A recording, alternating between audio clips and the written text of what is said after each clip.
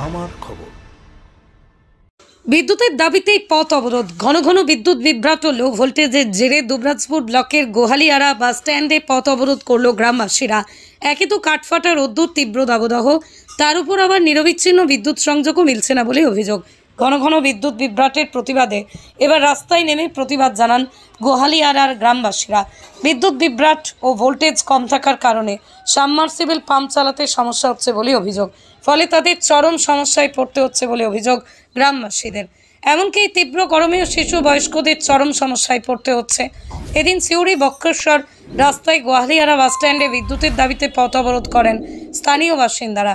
এই প্রচণ্ড গরমে দাবদাহের সময় বিদ্যুৎ দপ্তরের চূড়ান্ত গাফিলতি এবং অপদার্থতা ও অসহযোগিতার জন্য গত 3 দিন ধরেই গোহালিয়ারা গ্রাম লো ভোল্টেজ এবং বিদ্যুৎহীন থাকছে। স্থানীয় বাসিন্দারা বিদ্যুৎ দপ্তরের বিভিন্ন জায়গায় জানিয়েও কোনো সুরাহা না হওয়ায় বাধ্য হয়ে তারা আজ পথ অবরোধ করতে বাধ্য হয়েছেন।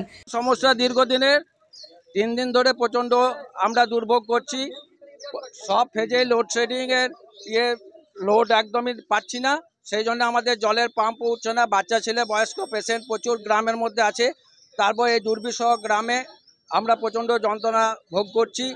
বর্ধমান, দুবরাজপুর সমস্ত ডিপার্টমেন্টকে আমরা উচ্চতর কর্তৃপক্ষকে জানানো সত্ত্বেও তারা কোনো পদক্ষেপ নিচ্ছে না বলেই আমরা আজকে সমস্ত গ্রামবাসী মিলে আমরা পথ অবরোধ করতে বাধ্য হয়েছি।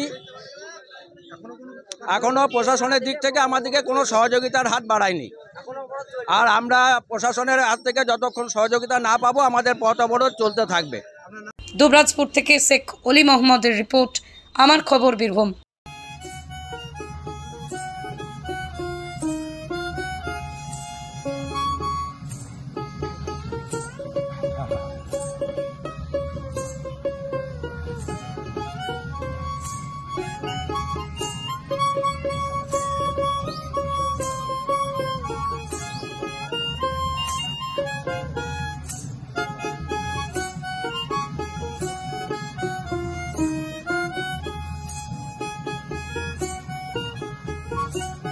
দেখতে চোখ রাখুন আমাদের ফেসবুক ও ইউটিউব চ্যানেলে।